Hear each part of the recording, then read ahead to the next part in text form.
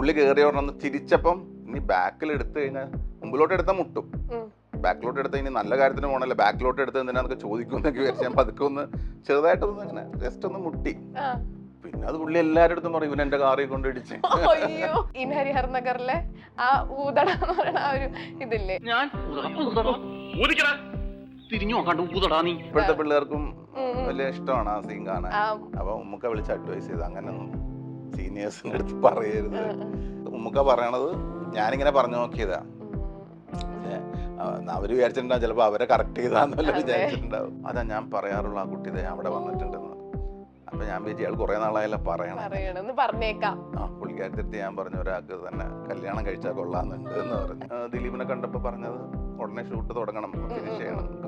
Professor Dinkan എന്ന് പറഞ്ഞ പടം അതങ്ങനെ 3D അത് വിളിച്ചപ്പോ 3D അല്ലേ എന്ന് വിചാരിച്ചിട്ട് പോയി. നമ്മുടെ തായ്ലാൻഡിൽ ഒരു മാസം വർക്ക് ചെയ്തു. മുട്ടിന്റെ ഒരു ചവിട്ട് കിട്ടി ഒരു ജൂനിയർ ആർട്ടിസ്റ്റ് വന്ന്, എനിക്ക് തോന്നുന്നു പുള്ളി കറാട്ടയൊക്കെ ആയിരുന്നു. പുള്ളി ആക്ഷൻ പറഞ്ഞു പറഞ്ഞ ഒറ്റ ചവിട്ട് വെച്ച് വന്ന് കാല് തിരിഞ്ഞു പോയി. പിന്നെ ഹോസ്പിറ്റലിൽ പോയി. പ്രൊഡ്യൂസ് ചെയ്ത പടമുണ്ട് അനിയൻ ബാവ ചേട്ടൻ ബാവ, അതിലൊക്കെ എനിക്ക് വേണമെങ്കിൽ നല്ല വേഷം ചെയ്യാമല്ലോ. അതിലും കൊണ്ടായിട്ട് തന്നെ തല്ലുകൊള്ളണ സീനല്ലേ, പൈസ മുടക്കി തല്ലുകൊള്ളണ സീൻ തന്നെ.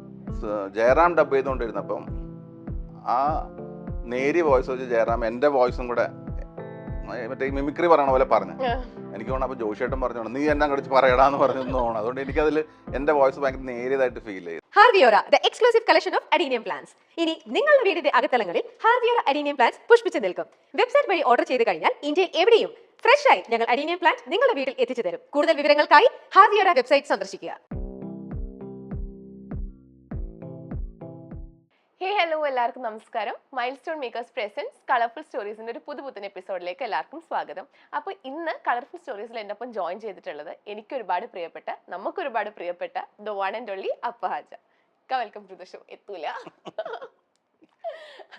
അപ്പം ഇക്ക കുറെ നാളായിട്ട് നമ്മുടെ മലയാളം മൂവീസിലൊന്നും ഇപ്പൊ കാണുന്നില്ല. അപ്പൊ നമ്മൾ മൈൽ സ്റ്റോണിന്റെ പ്രേക്ഷകർക്ക് വേണ്ടിട്ട് ഇക്കാനെ തപ്പി പിടിച്ച് കൊണ്ടുവന്നേക്കാണ്. അപ്പം എവിടെയായിരുന്നു? ഞാൻ കുറെ കാലം സിനിമയിൽ നിന്ന് മാറി നിൽക്കുമായിരുന്നു. ഒരു ബ്രേക്ക് വേണം സിനിമയിലോട്ട് അങ്ങനെ വലിയൊരു ക്രൈസ് ഒന്നും ഉണ്ടായിരുന്നില്ല. അങ്ങനെ വിളിക്കുമ്പോ കുറെ പടത്തിന് വിളിക്കുമ്പോ ചിലപ്പോ 1-2 ചെയ്യും, കുറെ മാറിക്കളയും. ബിസിനസ് ഉണ്ടായിരുന്നു അതിന്റെ ഇടയിൽ. ഇപ്പോഴല്ല, നേരത്തെ സിനിമയിൽ വരുമ്പോഴേ ബിസിനസ്സിൽ ഉണ്ടായിരുന്നു. പല ബിസിനസ്സുകൾ ചെയ്തു നോക്കി. അങ്ങനെ ഇപ്പൊ കറന്റ്ലി എന്താ ചെയ്യുന്നത്? ഇപ്പൊ ചെറിയൊരു റെസ്റ്റോറന്റ് ആണ് ട്രിവാൻഡ്രത്ത്. അവിടെ ഞാൻ വന്നപ്പോ പറഞ്ഞല്ലോ, എന്റെ ഫ്രണ്ട് അവിടെ പോയപ്പോ കണ്ടു, സംസാരിച്ചു. എന്റെ അടുത്ത് ഞാൻ ഇപ്പൊ ഇങ്ങനെ ഇന്റർവ്യൂയുടെ കാര്യം പറഞ്ഞപ്പോ തന്നെ എന്റെ അടുത്ത് ഭയങ്കര സാധാരണ, ലൈക് ഒരുപാട് സംസാരിച്ചു എന്ന് പറഞ്ഞപ്പോ തന്നെ ഭയങ്കര സാധാരണക്കാരനെ പോലെ സംസാരിച്ച, ഭയങ്കര അല്ല ലൈക് സാധാരണ ഒരു നമ്മള് സ്റ്റാർഡം മൂവീസിലൊക്കെ അഭിനയിക്കുമ്പോ ഒരു ഇതുണ്ടാവും. ലൈക് പണ്ടും അങ്ങനെ ഒരുപാട് മൂവീസ് ഒന്നും ചെയ്തിട്ടില്ല. കുറച്ച് കൊല്ലങ്ങൾ കൊണ്ട് കുറച്ച് പടങ്ങൾ ചെയ്തു. മൂവീസ് ഒരുപാട് മൂവീസിൽ ചെറിയ ചെറിയ വേഷങ്ങളാണെങ്കിൽ ഒരുപാട് ഇമ്പാക്ട് ഉള്ള വേഷങ്ങളാണ് ചെയ്തേക്കുന്നത്. എനിക്ക് ആദ്യം പറയുമ്പോ തന്നെ എനിക്ക് പെട്ടെന്ന് ഓർമ്മ വരുന്നത് നമ്മുടെ ഹരിഹർ നഗറിലെ ആ ഊതട എന്ന് പറയുന്ന ആ ഒരു ഇതില്ലേ, ഇപ്പോഴത്തെ പിള്ളേർക്കും വലിയ ഇഷ്ടമാണ് ആ സീൻ കാണാൻ. അതെനിക്ക് അതാന്ന് തോന്നുന്നുണ്ടല്ലേ കൂടുതൽ ആൾക്കാർ ഒരു ടേണിംഗ് പോയിന്റ് ആയത് അതാണോ? ആ ഒരു മൂവി കൂടുതൽ ശ്രദ്ധിച്ചേക്കണ പടം. പിന്നെ സംഘം എന്നൊക്കെ പറഞ്ഞ ഫുൾ ലെങ്ത് റോളാണ്, പക്ഷെ കൂടുതൽ ആൾക്കാർ ഈ സീനൊക്കെയാണ് പറയുന്നത്. കോമഡി മൂവി ആവുമ്പോ മേരിക്കൊണ്ടൊരു കുഞ്ഞാടലും ചെറിയൊരു ഫൈറ്റ് സീനിൽ ഒരു ചെറിയ കോമഡി ഒക്കെ ഉണ്ട്. അതൊക്കെ ആൾക്കാർ ഇങ്ങനെ പറയും. കോമഡി മറ്റേ ഭാവന ചേച്ചിയുടെ ബ്രദർ ആയിട്ടുള്ള വേഷം, ബോഡിഗാർഡില് നയൻതാരയുടെ ബ്രദർ. എല്ലാത്തിലും ബ്രദർ വേഷങ്ങളാണ്. പിന്നെ കുറെ പോലീസ് ഓഫീസറായിട്ട് ചെയ്തിട്ടുണ്ട്, SI കമ്മീഷണർ, ചൈന ടൗണിൽ കമ്മീഷണറായിട്ട് അഭിനയിച്ചു. അങ്ങനെ നമുക്ക് നോക്കുവാണെങ്കിൽ ഒരുപാട് മൂവീസിലും ചെറിയ ചെറിയ വേഷങ്ങളാണെങ്കിലും ലൈക് ഒരു നമ്മൾ എവിടെയെങ്കിലും ഒക്കെ ഇങ്ങനെ ഫേസ് ഭയങ്കര ഫെമിലിയർ ആയിരുന്നു. സേതുരാമയ്യറിൽ ഒറ്റ സീനേ ഉള്ളൂ, പക്ഷെ അത് ആൾക്കാർ ശ്രദ്ധിച്ചു. അതെ, പക്ഷെ ഇപ്പൊ കുറച്ച് നാളായിട്ട് കാണുന്നില്ല. അല്ല, ഞാൻ പടത്തിൽ നിന്ന് മാറി 13 കൊല്ലം ഉണ്ടായിരുന്നില്ല, ഫീൽഡിലെ മാറിയിട്ട് 2 ഹരിഹർ നഗർ എന്ന് പറയുന്ന പടം വന്നപ്പോ അവര് വിളിച്ചു, ഇങ്ങനെ സെക്കൻഡ് പാർട്ട് വന്നാണെന്ന് പറഞ്ഞപ്പോഴാണ് അതിൽ വന്നത്. അത് കഴിഞ്ഞ് അതാണ് തുടങ്ങി വെച്ചതെങ്കിലും ബോഡിഗാർഡ് ചെയ്തു. അത് കഴിഞ്ഞ് അതിനു മുമ്പ് അതാണ് ഷൂട്ട് പകുതി അങ്ങനെ ഇങ്ങനെയൊക്കെ നടന്നു. കാരണം ഒരേ സമയത്ത് 2-3 പടം ചെയ്തു. ഇനി അല്ല, അതിനകത്ത് ഇങ്ങനെ 4 പേരിൽ ഒരാള് ആ ഒരു വേഷം ചെയ്യേണ്ടത് ഹരിഹർ നഗറിലല്ലേ? അങ്ങനെ കേട്ടിട്ടുണ്ടായിരുന്നു. തോമസ് ഊട്ടി വേഷം ചെയ്യേണ്ടത് ഇക്കായിരുന്നു. അത് എന്ത് പറ്റി പിന്നെ? അത് ജഗദീഷിന്റെ ഡേറ്റ് ഇല്ലാന്ന് പറഞ്ഞ് ഞങ്ങൾ 4 പേര് വെച്ച് ഫിക്സ് ചെയ്തു. അത് ജഗദീഷ് അതിൽ ഇൻക്ലൂഡ് ആയപ്പോ എന്റെ അടുത്ത് ചോദിച്ചു, ഇങ്ങനെ ജഗദീഷ് വന്നിട്ടുണ്ട് രണ്ടാമത് എന്ത് ചെയ്യണം എന്ന് ചോദിച്ചാൽ ഞാൻ മാറാൻ കുഴപ്പമില്ല. എനിക്ക് അങ്ങനെ അത് തന്നെ വേണം എന്നുള്ളൊരു സാധനമൊന്നും ഉണ്ടായിരുന്നില്ല. അതുകൊണ്ട് വേറൊരു റോള് സിദ്ധി അണ്ണൻ എഴുതി അത് ചെയ്തു. അതിന് വേണ്ടിയിട്ട് ആ ഒരു ക്യാരക്ടറിനെ കൊണ്ടുവന്നാണോ ചെറിയാൻ എന്ന് പറഞ്ഞ ക്യാരക്ടറിനെ? ചെറിയാൻ എന്നുള്ള പേര് ശരിക്കും പറഞ്ഞാൽ സെക്കൻഡ് പാർട്ടിലാണ് വരുന്നത്. ഫസ്റ്റ് പാർട്ടിൽ അങ്ങനെ പേരൊന്നും പറയുന്നില്ല. ആ ഫസ്റ്റ് പാർട്ടിലെ പോർഷൻ എനിക്ക് തോന്നുന്നു അതിന് വേണ്ടി ചിലപ്പോൾ ചെയ്തതായിരിക്കാം, എന്നെ ഒഴിവാക്കാതിരിക്കാൻ വേണ്ടി ചെയ്തതായിരിക്കാം. അപ്പം വിഷമം തോന്നിയോ? അതുകൊണ്ട് അവര് നാലുപേരായിട്ട് ഇപ്പോഴും നല്ല ബന്ധമുണ്ടല്ലേ. ഞങ്ങൾ പ്രൊഡ്യൂസ് ചെയ്ത പടമുണ്ട് അനിയൻ ബാവ ചേട്ടൻ ബാവ, അതിലൊക്കെ എനിക്ക് വേണമെങ്കിൽ നല്ല വേഷം ചെയ്യാലോ. അതിലും കൊണ്ടായിട്ട് തന്നെ തല്ലുകൊള്ളണ സീനല്ലേ, പൈസ മുടക്കി തല്ലുകൊള്ളണ സീൻ. എങ്ങനത്തെ വേഷങ്ങൾ ചെയ്യാനൊക്കെ കൂടുതൽ? അങ്ങനെ എനിക്ക് ഇന്ന വേഷം ചെയ്യണമെന്നില്ല, സിനിമയിലെ ഒരു പാർട്ടാവാനാണ് ഇഷ്ടം. എന്നാലും ഒരു ആഗ്രഹം ഉണ്ടാവില്ല എനിക്ക് ഇങ്ങനെ ഇന്നൊരു വേഷം ചെയ്യാൻ? അങ്ങനത്തെ ആഗ്രഹമൊന്നുമില്ല. കൂടുതൽ വില്ലൻ വേഷങ്ങളാണോ? അല്ല, ഏത് റോളാണെങ്കിലും അതിലൊരു പാട്, നമ്മളൊന്ന് വിളിച്ചു ഇതാണ് ക്യാരക്ടർ, ഓക്കെ, അത് അല്ലാതെ അത് ഇന്നത് വേണം അങ്ങനെയൊന്നും പറഞ്ഞിട്ടേ ഇല്ല, ആഗ്രഹിച്ചിട്ടില്ല. ഇപ്പം സിനിമ സ്വപ്നം കാണുന്ന ഒരുപാട് പേരുണ്ടാവും, അവർക്കൊക്കെ എവിടെയെങ്കിലും തല കാണിക്കാൻ പറ്റിയാ മതി അങ്ങനെ ആഗ്രഹിക്കുന്നുണ്ടാവും. എനിക്ക് തോന്നുന്നു ഇക്ക കൂടുതൽ വേഷങ്ങൾ ഇക്കായിട്ട് വേണ്ടാന്ന് വെക്കുന്നതാന്ന് തോന്നുന്നുണ്ടല്ലോ, വേണ്ടാന്ന് വെച്ചിട്ടുണ്ട്. അങ്ങനെ എനിക്ക് അതില് വിഷമം തോന്നിയത് നായർ സാബ് എന്ന് പറഞ്ഞ പടത്തിൽ 10 പേരായിരുന്നു, അതിൽ 9 പേര് അതിലുള്ളൂ, 10ാമൻ ഞാനായിരുന്നു. പക്ഷെ അതിൽ ചെയ്യാൻ പറ്റാത്ത എനിക്ക് വിഷമമുണ്ട്. കാരണം വേറെ ഒന്നുമല്ല, അവിടെ പോയി അവരുടെ കൂടെ എല്ലാരും കൂടെ ഒന്നിച്ചുള്ളൊരു യാത്രയുണ്ടല്ലോ, സംഘമൊക്കെ ഞങ്ങൾ അങ്ങനെ എൻജോയ് ചെയ്ത് വർക്ക് ചെയ്തതാ. അതുപോലെ നായർ സാഹിബിൽ കാശ്മീർ പോയി അങ്ങനെ അത് പറ്റിയില്ല. എനിക്ക് തോന്നുന്നു ഒരുപാട് എല്ലാവരായിട്ടും ആർട്ടിസ്റ്റുകളൊക്കെ ആയിട്ട് ഒരുപാട് കണക്ഷൻസ് പഴയ ഒരാളാണല്ലേ. പഴയ ആൾക്കാരായിട്ടൊക്കെ ഇപ്പോഴും മുകേഷ്, ജയറാം, സിദ്ദിഖ്, ജഗദീഷ്, അങ്ങനെയുള്ള. ആരായിട്ടാ കൂടുതൽ ക്ലോസ്? നിങ്ങളെ ഹരിഹർ നഗർ ആ ഒരു ടീമിൽ ആരായിട്ടാ കൂടുതൽ ഇപ്പോഴും കോണ്ടാക്ട്? അത് അവര് 3 പേരുമായിട്ടും ഉണ്ട്. അശോകനെ കുറച്ച് വിളിയും, പക്ഷെ ജഗ്ഗുവിനെയും സിദ്ധുവിനെയും മുകേഷിനെയൊക്കെ എപ്പോഴും സംസാരിക്കാറുണ്ടല്ലേ. കാണാറുണ്ട്. വരുമോ അറിയില്ല, വരണം, ചിലപ്പോ വരും. അല്ല, ഞാൻ സത്യം പറഞ്ഞാല് ഈ 3D പടം മറ്റേ ദിലീപിന്റെ പ്രൊഫസർ ഡിങ്കൻ എന്ന് പറഞ്ഞ പടം, അതങ്ങനെ 3D അത് വിളിച്ചപ്പോ 3D അല്ലേ എന്ന് വിചാരിച്ചിട്ട് പോയി നമ്മുടെ തായ്ലാൻഡിൽ ഒരു മാസം വർക്ക് ചെയ്തു. പക്ഷെ എന്തോ പടം ബ്ലോക്ക് ആയി പോയി. ഇപ്പൊ ഈ അടുത്ത് ദിലീപിനെ കണ്ടപ്പോ പറഞ്ഞത് ഉടനെ ഷൂട്ട് തുടങ്ങണം, ഫിനിഷ് ചെയ്യണം എന്നൊക്കെ പറഞ്ഞു. ബായ് നമുക്കത് തീർക്കണ്ടേ എന്നൊക്കെ ചോദിച്ചു. പിന്നെ എനിക്ക് തോന്നുന്നു കൂടുതൽ മമ്മൂക്ക മൂവീസിലാണ് കൂടുതൽ അഭിനയിച്ചേക്കെന്ന് തോന്നുന്നുണ്ടല്ലേ? മമ്മൂക്കായിട്ട് കുറച്ച് പടങ്ങളുണ്ട്. നിങ്ങൾ ഒരുപാട് ട്രാവൽ ചെയ്ത് കഥയൊക്കെ ഇങ്ങനെ ട്രാവൽ ചെയ്തേക്കണ കൂടുതൽ സംഘം സമയത്തും, പിന്നെ ഒരു തമിഴ് പടം അഭിനയിച്ചു മൗനം സമ്മതം, അതൊക്കെ പൊള്ളാച്ചിയിലായിരുന്നു ഷൂട്ട്. അപ്പം പൊള്ളാച്ചിയിൽ ഇടയ്ക്കിടയ്ക്ക് ഒന്നിച്ചു പോകുമായിരുന്നു. നമുക്കവിടെ കോൺഗ്രസ് കാർ ഉണ്ടായിരുന്നു, അതിലാണ്. നിങ്ങള് തമ്മിലുള്ള ഒരു എന്തെങ്കിലും മറക്കാൻ പറ്റാത്ത എന്തെങ്കിലും ഇൻസിഡൻസ് എന്തെങ്കിലും ഉണ്ടോ? അങ്ങനെയൊക്കെ ഉണ്ട്, പക്ഷെ അങ്ങനെ പറയാൻ വേണ്ടി മാത്രമൊന്നുമില്ല. എല്ലാം ഓരോ മൊമെന്റ്സും നമുക്ക് വിലപ്പെട്ടതല്ല, അവരുടെ കൂടെ ഉള്ളതെല്ലാം. ലാലേട്ടനാണെങ്കിലും ഇങ്ങനെ ലാലേട്ടനെ പറ്റി ഇങ്ങനെ പറഞ്ഞു, ലാലേട്ടൻ ഒരു പ്രത്യേക ഒരു ക്യാരക്ടറാണ് ഒരു ഇന്റർവ്യൂവിൽ ഇങ്ങനെ പറഞ്ഞിട്ടുണ്ടായിരുന്നു. ഞാൻ പറഞ്ഞേ ലാലേട്ടൻ ഒരു പ്രത്യേകത ഒരു ക്യാരക്ടറാന്നാ പറഞ്ഞത്. എന്താണ് അങ്ങനെ പറഞ്ഞതെന്ന് എനിക്കറിയാൻ പാടില്ല.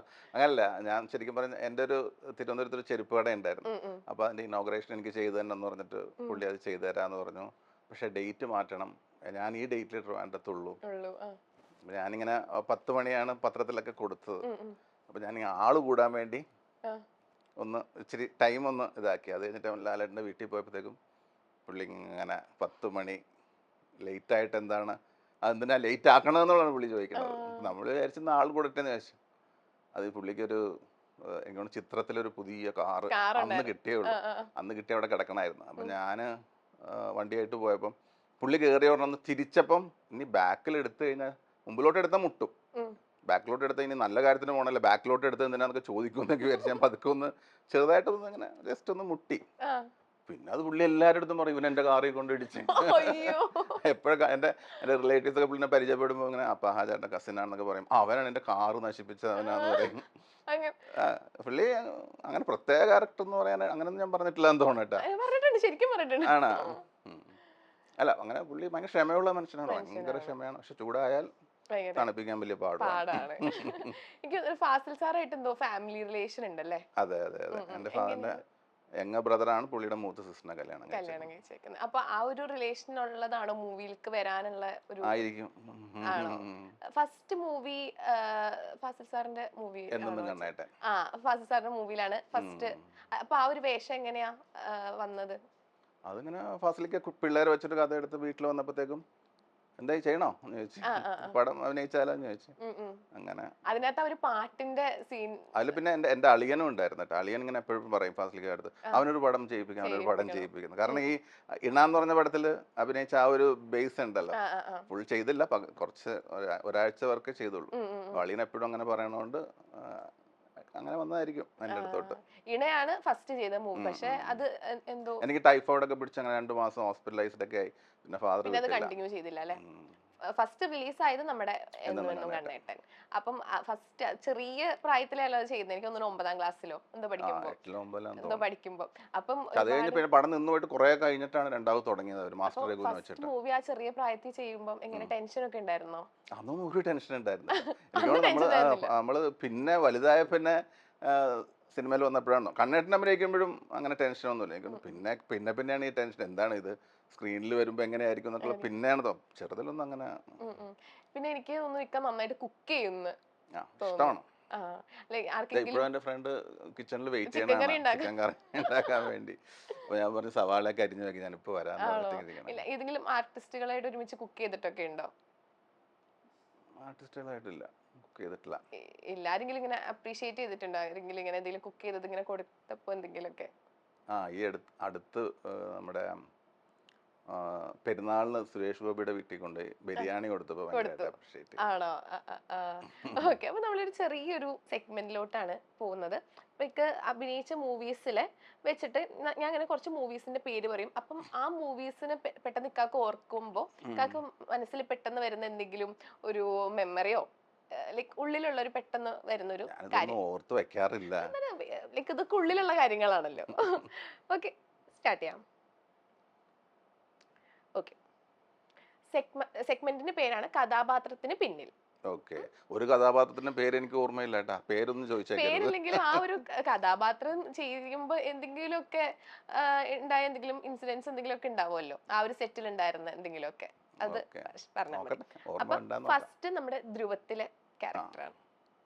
ധ്രുവത്തില് എനിക്ക് തോന്നുന്നു അന്ന് എനിക്ക് സൈനസ് ഉണ്ടായിരുന്നു, ഭയങ്കര നേരിയ വോയിസ് ആയിരുന്നു എനിക്ക്. അപ്പൊ എനിക്ക് അതെനിക്ക് ഡബ് ചെയ്യാൻ പറ്റിയില്ല. ഡബ് ചെയ്യാൻ പറ്റാഞ്ഞ വേറെ ഒന്നുമല്ല, ജയറാം ഡബ് ചെയ്തുകൊണ്ടിരുന്നപ്പം ആ നേരിയ വോയിസ് വെച്ച് ജയറാം എൻ്റെ വോയിസും കൂടെ മറ്റേ മിമിക്രി പറയണ പോലെ പറഞ്ഞു. എനിക്ക് തോന്നുന്നു അപ്പോൾ ജോഷിയേട്ടൻ പറഞ്ഞു നീ എന്നെ അങ്ങോട്ട് പറയടാന്ന് പറഞ്ഞു തോന്നുന്നു. അതുകൊണ്ട് എനിക്കതിൽ എൻ്റെ വോയിസ് ഭയങ്കര നേരിയതായിട്ട് ഫീൽ ചെയ്തു. അതാണ് എൻ്റെ ഓർമ്മ എപ്പോഴും. എന്തിനാണത് ജയറാമിനെ കൊണ്ട് ചെയ്യിപ്പിച്ചത്? കാരണം ചിലപ്പോൾ നമ്മൾ വല്ല പനിയായിട്ടായിരിക്കും അഭിനയിക്കണം, ചിലപ്പോൾ സൈനസ് ഉണ്ടാവും. നമ്മൾ ഡബ് ചെയ്യുമ്പോൾ അത് നമ്മൾ മാറ്റി ചെയ്യണമല്ലോ, അത് ചെയ്യാൻ പറ്റിയില്ല. ഓക്കെ, അടുത്തത് ഇൻ ഹരിഹർ നഗർ. ഇതായിരിക്കും എല്ലാവർക്കും കേൾക്കാൻ ഭയങ്കര ആഗ്രഹമുള്ള. ഹരിഹർ നഗറിൽ ഒരുപാട് ഓർമ്മയുണ്ട്. എനിക്കൊരു ആക്സിഡന്റ് പറ്റിയത് ഹരിഹർ നഗറിലാണ്. എൻ്റെ ഒരു മുട്ടിൻ്റെ ഒരു ചവിട്ട് കിട്ടിയ ഒരു ജൂനിയർ ആർട്ടിസ്റ്റ് വന്ന്, എനിക്ക് തോന്നുന്നു പുള്ളി കറാട്ടയൊക്കെ ആയിരുന്നു. പുള്ളി ആക്ഷൻ പറഞ്ഞു പറഞ്ഞ ഒറ്റ ചവിട്ട് വെച്ച് വന്ന് കാല് തിരിഞ്ഞു പോയി. പിന്നെ ഹോസ്പിറ്റലിൽ പോയി. പിന്നെ അന്ന് ആ പടം അങ്ങനെയൊക്കെ ഫിനിഷ് ചെയ്ത്, പക്ഷെ പിന്നെ സർജറി ചെയ്യേണ്ട വന്നു. അതിപ്പോഴും നമുക്കൊരു ബുദ്ധിമുട്ടുണ്ട്. അങ്ങനെ കുറെ, പക്ഷെ അതിൽ കുറെ ഇങ്ങനെ തമാശകൾ. കാരണം ഇവരെല്ലാവരും നന്നായിട്ട് പാട്ട് പാടുമായിരുന്നു, അശോകനും സിദ്ദീഖും. അപ്പം അങ്ങനെ അവര് നമ്മൾ ഷോട്ട് കഴിഞ്ഞ് വന്ന് നമ്മൾ ഇരുന്ന് കഴിഞ്ഞാൽ പാട്ട്, തമാശകൾ, അങ്ങനെ ഒരുപാട് തമാശ. ജഗദീഷൊക്കെ ഭയങ്കരമായിട്ട് മുകേഷും സിദ്ദീഖും കൂടെ കൂടി അറിയാം. പിന്നെ മക്കനായിട്ട് രണ്ടുപേരും സിദ്ദീഖ് ലാലും. അവർക്ക് ഈ ഷൂട്ടിൽ ഒരു ഷോട്ട് കഴിഞ്ഞ് അടുത്തത് വന്ന് എന്തെങ്കിലും തമാശ പറയാന്നുള്ളതാണ്. രസമായിരുന്നു, അത് ഭയങ്കര രസം. ഞാൻ എൻജോയ് ചെയ്ത 2 പടങ്ങൾ, ഒന്ന് സംഘവും ഒന്ന് ഹരിഹർ നഗറും. വർക്ക് ചെയ്യുമ്പോഴേ. പിന്നെ അനിയൻ ബാവ ചേട്ടൻ ബാവ, ഇതാണ് ഏറ്റവും ഉള്ളിലെ ഒരുപാട് ഇഷ്ടപ്പെട്ട മൂവീസ് അല്ലേ. ഓക്കെ, ഇനി അടുത്തത് കോട്ടയം കുഞ്ഞച്ചൻ. കോട്ടയം കുഞ്ഞച്ചനും ഇതേമാതിരി ഞാനും ഗണേഷും ട്വിൻസ് ആയിട്ട്, മാത്തനും പോത്തനുമായിട്ട്. അതിൽ ഈ പറഞ്ഞ മാതിരി ഗണേഷിന്റെ അമ്മേനെ കാണുമ്പോൾ പറയുമായിരുന്നു ഗണേഷിന്റെ അമ്മ, നിങ്ങൾ ശരിക്കും ട്വിൻസിനെ പോലെ. അത് നമ്മളോടുള്ള ഇഷ്ടം കൊണ്ട് പറയണായിരിക്കാം, കാണുമ്പോൾ ഉള്ളതാണെന്ന് എനിക്കറിയില്ല. പുള്ളിക്കാരത്തേക്ക് വലിയ താല്പര്യമായിരുന്നു എൻ്റെ അടുത്ത്. ഇടയ്ക്കിടയ്ക്ക് പോയി കാണാറുണ്ടായിരുന്നു.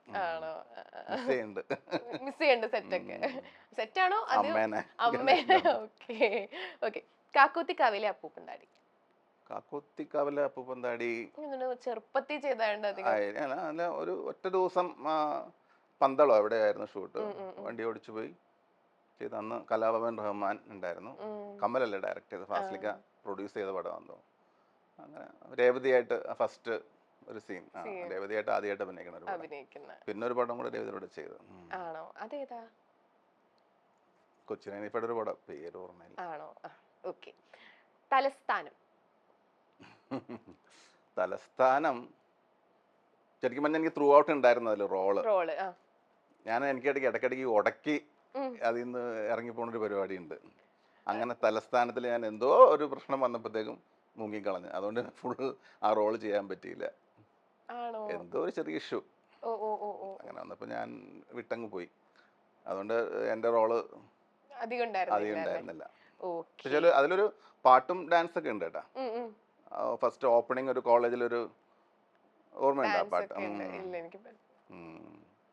അതിലൊരു പാട്ടുണ്ട്. അനിയൻ ബാവ ചേട്ടൻ ബാവ ഞങ്ങൾ തന്നെ പ്രൊഡ്യൂസ് ചെയ്ത പടമാണ്. അന്നൊക്കെ ഈ പറഞ്ഞവര് രണ്ടുപേരും ഒരു റൂമിലാണ്. അപ്പം അത് ഫുൾ ഞാനും ജയറാം ഒരേ റൂമിലാണ് ഫിനിഷ് ചെയ്തത്. സംഘവും അങ്ങനെ തന്നെ, ഞാനും മുകേഷ് ഒരു റൂമിൽ തന്നെ ആയിരുന്നു ഫുൾ. അത് 2 മാസത്തോളം ഉണ്ടായിരുന്നു തോന്നുന്നു സംഘം. കുറേ നാൾ ഷൂട്ട് ചെയ്ത് കൊടൈക്കനാല്, മദ്രാസ്, അവിടെ ഇവിടെ എറണാകുളം, ആലപ്പുഴ. അപ്പൊ അത് ഭയങ്കര രസമാണ്. കാരണം ഒരു റൂമിൽ 2 പേര് എന്ന് പറയുമ്പോൾ അതൊരു ഭയങ്കര അറ്റാച്ച്മെന്റ് ആണല്ലോ. ആ ഒരു സെറ്റിന്ന് വന്നു കഴിഞ്ഞിട്ട് ആ ഒരു ഹാങ് ഓവർ ഒക്കെ മാറാൻ കുറച്ച് ടൈം ഒക്കെ എടുത്തിട്ടുണ്ടാവില്ലേ? കുറച്ച് നാൾ നമ്മളിങ്ങനെ വിളിക്കും. അന്ന് മൊബൈൽ ഫോൺ ഇല്ല, ലാൻഡ് ഫോൺ മാത്രമേ ഉള്ളൂ. കണക്ഷൻ പിന്നെ എങ്ങനെ കീപ്പ് ചെയ്ത് പോകുന്നു? എവിടെയെങ്കിലൊക്കെ വെച്ച് കാണും. ഇപ്പൊ പിന്നെ ഫോണൊക്കെ ഉള്ളതുകൊണ്ട് ഇപ്പൊ നമുക്ക് വിളിക്കും, കോണ്ടാക്ട് ഉണ്ടല്ലേ. ഓക്കെ. പിന്നെ നമ്മുടെ സെഗ്മെന്റ് കഴിഞ്ഞു. പിന്നെ നമ്മള് ബാക്കി വിശേഷങ്ങളിലോട്ട് വരികയാണെങ്കിൽ, പിന്നെ ഞാൻ കേട്ടിട്ടുണ്ട് നമ്മുടെ കൃഷ്ണകുമാരേട്ടനും സിന്ധു ചേച്ചിയും തമ്മിലുള്ള പ്രണയത്തിന്റെ ഹംസമായിരുന്നതൊക്കെ ആയിരുന്നു. അതെങ്ങനെയായിരുന്നു ആ ഒരു കഥയൊക്കെ? അതിങ്ങനെ ഞാൻ ട്രിവാൻഡ്രത്ത് പോകുമ്പം ഒറ്റയ്ക്കായിരുന്നു ആദ്യം. അത് കഴിഞ്ഞിട്ടാണ് കല്യാണമൊക്കെ കഴിയണം. അപ്പം ഞാനും കിച്ചുവും എപ്പോഴും ഒന്നിച്ചാണ്. അല്ല, എൻ്റെ ഒരു കസിന്റെ നെയ്ബർ ആയിരുന്നു പുള്ളി. അപ്പൊ അവിടെ കസിന്റെ വീട്ടിൽ പോയി പരിചയപ്പെട്ട് ഞങ്ങൾ ഭയങ്കര അടുപ്പമായി. ഞാനും കിച്ചുവും ഒന്നിച്ച് ചിലപ്പോൾ ഞാൻ കൊണ്ട് കിച്ചു വർക്ക് ചെയ്യുന്ന സ്ഥലത്ത് ഇറക്കും, ഞാൻ എൻ്റെ കടയിൽ വരും, കിച്ചു വർക്ക് കഴിഞ്ഞ് കടയിലോട്ട് വരും, ഞങ്ങൾ പുറത്ത് പോയി ഭക്ഷണം കഴിക്കും, വീട്ടിൽ പോയി ഒന്നിച്ച് കിടന്ന് ഉറങ്ങും. അപ്പോൾ കിച്ചു ഇങ്ങനെ ഇടയ്ക്കിടയ്ക്ക് പറയാറുണ്ട്, വർക്ക് ചെയ്യുന്ന സ്ഥലത്ത് ഒരു കുട്ടി വരാറുണ്ട്, നല്ല കുട്ടിയാണ്, എനിക്ക് കല്യാണം കഴിച്ചാൽ കൊള്ളാം. അങ്ങനെ ഇടയ്ക്കിടയ്ക്ക് പറയാറുണ്ടെന്നല്ലാതെ ആരാണ് ഏതാണെന്നൊന്നും നമുക്കറിയില്ലല്ലോ. ഒരു ദിവസം എൻ്റെ കടയിൽ ചെരുപ്പ് വാങ്ങിക്കാൻ വേണ്ടി പുള്ളിക്കാരി വന്നു. അപ്പം ഞാൻ അകത്തിരിക്കണമായിരുന്നു. അപ്പം എൻ്റെ അടുത്ത് ഓടി വന്നു, അതാ ഞാൻ പറയാറുള്ള ആ കുട്ടി അവിടെ വന്നിട്ടുണ്ടെന്ന്. അപ്പൊ ഞാൻ വിചാരിച്ചു അയാൾ കുറെ നാളായല്ലോ പറഞ്ഞേക്കാം. പുള്ളിക്കാരത്തി ഞാൻ പറഞ്ഞു, ഒരാൾക്ക് തന്നെ കല്യാണം കഴിച്ചാൽ കൊള്ളാന്നുണ്ട് എന്ന് പറഞ്ഞു. എന്നിട്ട് അങ്ങനെയാണ് അത് സ്റ്റാർട്ട് ചെയ്യണത്. അവിടെ നിന്നാണ് തുടങ്ങണത്. പിന്നെ അവര് പ്രണയമായി, പിന്നെ അത് കല്യാണത്തിൽ അവസാനിച്ചു. ആരാണെന്ന് ചോദിച്ചു. അപ്പൊ ഞാൻ പറഞ്ഞു അപ്പോഴാണ് ഇങ്ങനെയാണെന്ന് അപ്പോഴാണ് പുള്ളി പുറത്തോട്ട് വന്നത്. അപ്പൊ ഇവര് തമ്മിൽ നേരത്തെ കാണാറുണ്ടല്ലോ, അവിടെ വെച്ച് ഇവരുടെ ഓഫീസിൽ പോകുമ്പോ അവര് തമ്മിൽ കാണാറുണ്ട്. പിന്നെ അതങ്ങനെ പരിചയപ്പെടുത്തി കൊടുത്ത് അങ്ങനെ അവര് തമ്മിൽ അങ്ങനെ അടുപ്പമായി. അതുകൊണ്ട് നമുക്ക് 4 ഇപ്പൊ അഹാനായാലും ദിയായാലും ഇവരൊക്കെ തിളങ്ങി നിക്കാണ്. കല്യാണത്തിന് പോയിട്ടുണ്ടായിരുന്നോ? ഓസിയുടെ കല്യാണത്തിന് പോയിട്ടുണ്ടായിരുന്നു. ഞങ്ങളുടെ ഒരു അമ്മുവിനെയാണ് ഞങ്ങൾക്ക് ഏറ്റവും കൂടുതൽ ഒന്നിച്ച് ഉള്ള ടൈമിൽ അമ്മുവും ഓസിയുമാണ്. പക്ഷെ അമ്മുവിനാണ് ഏറ്റവും കൂടുതൽ നമ്മള് പൊന്നാരിച്ചേക്കണതും അതൊക്കെ. അത് കഴിഞ്ഞ് പിന്നെ മറ്റേ 2 പിള്ളേര് വന്നപ്പോഴത്തേക്കും പിന്നെ ഞാനും കിച്ചുമായിട്ട് അധികം അങ്ങനെ അതേപോലെ കാണാറുണ്ടായിരുന്നില്ല. പക്ഷെ അമ്മുവായിട്ട് ഓസിയായിട്ടാണ് കൂടുതൽ അടുപ്പം. എല്ലാവരുമായിട്ട് അടുപ്പം തന്നെ. പക്ഷെ ഇവരെ നമ്മുടെ ഒന്നിച്ചുള്ള സമയത്ത് ഇവർ 2 പേരാണ് ഉണ്ടായിരുന്നത്. അല്ല, ഇവര് മാമാന്നാണോ ഇക്കാനെ വിളിക്കുന്നത്? ആജാ മാമൻ എന്ന് വിളിക്കണം. ആണോ? എനിക്കത് ഭയങ്കര ഇഷ്ടമാണ്, കേൾക്കാൻ ഭയങ്കര ഇഷ്ടമാണല്ലേ.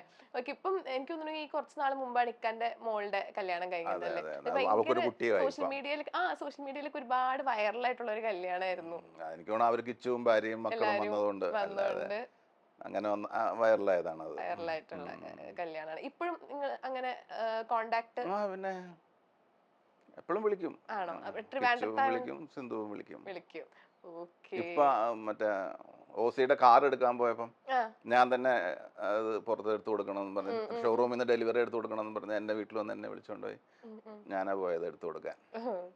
പിന്നെ നമ്മൾ ഈ മൂവീസിലൊക്കെ നമ്മൾ കുറെ നാള് നമ്മൾ കണ്ടിന്യൂസ് ഇങ്ങനെ റോൾസ് ചെയ്തിട്ട് പിന്നെ പെട്ടെന്ന് നമ്മള് ലൈക്ക് മൂവി ചെയ്യാണ്ടിരിക്കാൻ നമുക്കാണെങ്കിൽ നമ്മൾ തന്നെ അത് മനസ്സിനെ പറഞ്ഞ് പാകപ്പെടുത്താൻ അതിന് വല്ലാത്തൊരു എന്നെ എന്തോരം പേര് ഇങ്ങനെ പ്രൊഡക്ഷൻ കൺട്രോൾസ് വിളിക്കും.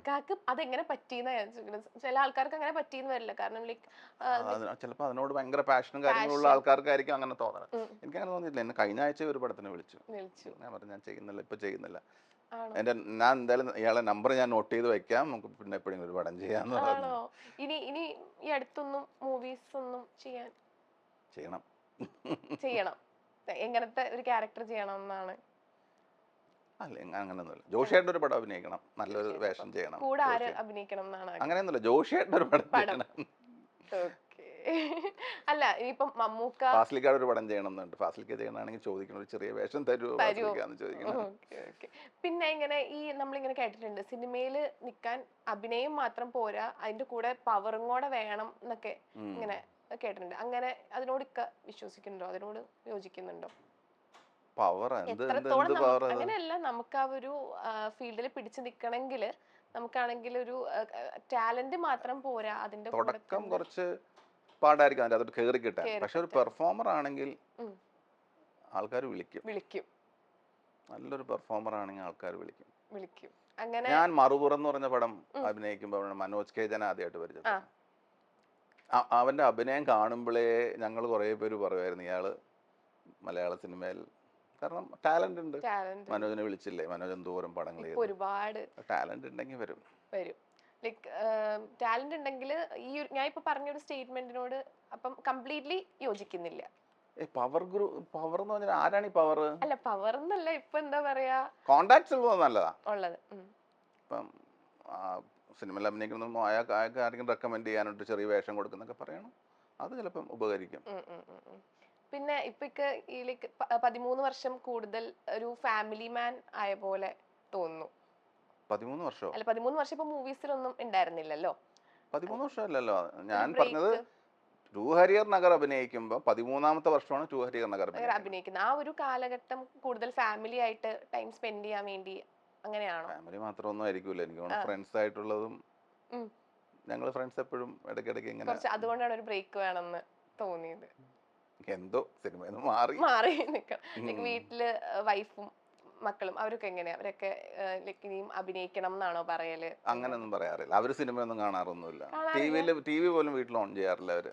എനിക്ക് തോന്നുന്നു ഇക്കാനെ പറ്റി പറയുകയാണെങ്കിൽ ഇക്കാന്റെ വേറൊരു ശ്രദ്ധേയമായിട്ടുള്ള ഒരു ക്യാരക്ടറാണ് നമ്മുടെ മഹായാനത്തിലെ ആ ഒരു മകൻ. ഇപ്പൊ അത് ഒരു ഇതായിട്ട് വരുന്നുണ്ട്, ക്ലിപ്പായിട്ട് കുറെ ഫ്രണ്ട്സ് എനിക്ക് അയച്ചു തന്നു.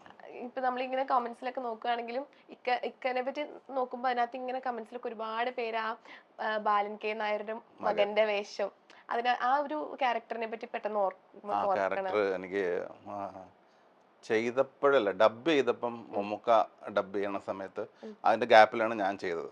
മമ്മൂക്കയാണ് അത് എങ്ങനെയാണ് അതിന്റെ മോഡുലേഷൻ ഇങ്ങനെ പറ എന്ന് മമ്മൂക്കയാണ് പറഞ്ഞു തന്നത്. എനിക്ക് തോന്നുന്നു അത് ആ മോഡുലേഷൻ നന്നായിട്ട് വന്നിട്ടുണ്ട്. എനിക്ക് തോന്നുന്നു എസ്.എൻ. സ്വാമി കണ്ടിട്ട് പറഞ്ഞാൽ എന്റെ കണ്ണ് നിറഞ്ഞു പോയടാ സീൻ ഡബ് ചെയ്തിട്ടുണ്ടെന്ന് പറഞ്ഞു. പക്ഷെ അത് ഒരുപാട് പേര് അങ്ങനെ തന്നെ പറഞ്ഞു. അതുപോലെ വേറെ ആരെങ്കിലും എന്തെങ്കിലും ഇങ്ങനത്തെ അഡ്വൈസോ സജഷൻസോ അങ്ങനത്തെ എന്തെങ്കിലും തന്നിട്ടുണ്ടോ മൂവിയിൽ വന്ന സമയത്തോ? അത് എന്തെങ്കിലും കണ്ടിട്ട് ആദ്യമായിട്ട് അഭിനയിക്കാൻ പോയപ്പോ, അഭിനയിക്കാനല്ല ഡബ് ചെയ്യാൻ പോയപ്പോ, ആദ്യം ഫസ്റ്റ് ടൈമുള്ള ഡബിങ് കാണുന്നത് തന്നെ. അപ്പോൾ നമുക്കിങ്ങനെ പുറകെ നിന്നിട്ട് ഉമ്മറിക്കാണ് അന്ന് വന്ന് ഡബ് ചെയ്യണം. ഇപ്പൊ ഇങ്ങനെ 2-3 പ്രാവശ്യമൊക്കെ എടുക്കണം. അപ്പൊ ഞാൻ അവിടെ നിന്നിട്ട് എന്തോ ഒരു ഇങ്ങനെ പറഞ്ഞു നോക്കി. അപ്പൊ ഉമ്മക്ക വിളിച്ച് അഡ്വൈസ് ചെയ്തു, അങ്ങനൊന്നും സീനിയേഴ്സിന്റെ അടുത്ത് പറയരുത്. അതൊരു നമ്മൾ വെറുതെ ഇങ്ങനെ, ഞാനിങ്ങനെ അത് പഠിക്കാൻ വേണ്ടി, കാരണം ഇത് കഴിഞ്ഞിട്ട് എനിക്ക് ചെയ്യണമല്ലോ. അപ്പൊ ഉമ്മുക്ക പറയണത് ഞാനിങ്ങനെ പറഞ്ഞു നോക്കിയതാ. അവര് വിചാരിച്ചിട്ടുണ്ടാവും ചിലപ്പോ അവരെ കറക്റ്റ് ചെയ്താന്നല്ലോ വിചാരിച്ചിട്ടുണ്ടാവും. അങ്ങനെ പറയരുത്.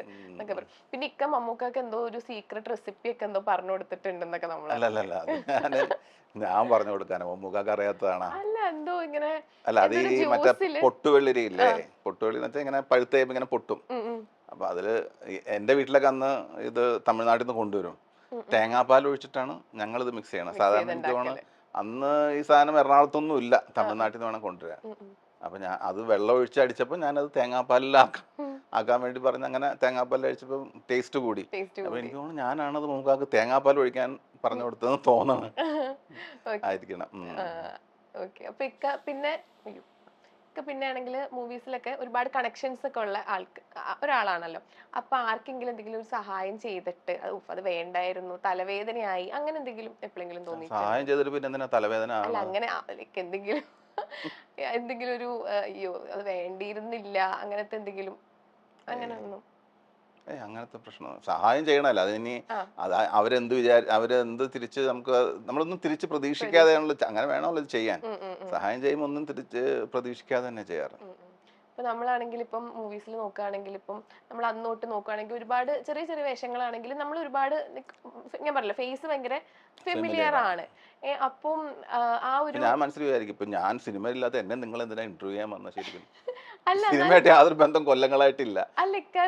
ഇപ്പൊ എല്ലാരും ഇങ്ങനെ മനസ്സിലാകുന്നുണ്ട് ഇപ്പം ആൾക്കാർ ചോദിക്കുന്നത്. പിന്നെ അങ്ങനെയൊക്കെ പറയുമ്പോൾ നമുക്ക് ആൾക്കാർക്ക് പെട്ടെന്ന് സ്ട്രൈക്കിംഗ് ആണ്. കാരണം ഫേസ് ആയാലും പേരായാലും ഭയങ്കര സ്ട്രൈക്കിംഗ് ആണ്. പേര് പക്ഷെ എല്ലാവർക്കും അറിയില്ല എന്ന് തോന്നല്ലേ?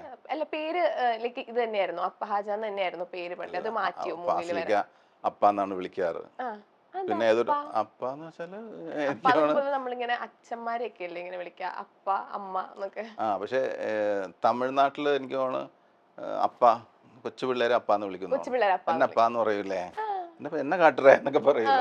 അപ്പൊ അപ്പാന്ന് ചെറിയ പിള്ളേരും വിളിക്കാം. എന്റെ വീട്ടില് അങ്ങനെ ആരെയൊക്കെ എന്നെ അപ്പാന്ന് വിളിച്ചിരുന്നെങ്കിൽ പക്ഷെ ഫാസിലിക്ക ചെറുതിൽ എന്നെ അപ്പാന്ന് തന്നെ വിളിച്ചോണ്ട്. ഫാസിലിക്ക അടുത്ത് ഈ നാനാക്കാരൊക്കെ ചോദിക്കുമ്പോ എന്റെ പേര് പറയണ അപ്പാന്നാണ്. എന്റെ അടുത്ത് ചോദിക്കുമ്പോ ഞാൻ ഹാജ എന്ന്. അങ്ങനെ ഒരു ദിവസം നാന എടുത്ത് നോക്കിയപ്പോ അപ്പ ഹാജ എന്നാണ്. പിന്നെ അതങ്ങനെ എല്ലാരും അങ്ങനെ എഴുതാൻ തുടങ്ങി. ഞാൻ അപ്പ ഹാജേ. അങ്ങനെയാണ് അപ്പഹാജ എന്നുള്ള പേര് വന്നത്. ശരിക്കും പേരപ്പ എന്തായിരുന്നു? ഹാജ ഹുസൈൻ. ഹാജ ഹുസൈൻ എന്നാണ് ശരിക്കുള്ള പേര്. അപ്പൊ ഫാസിലിക്കാണ് ഈ ഒരു പേരിട്ടത്, അപ്പ എന്നുള്ള പേര്.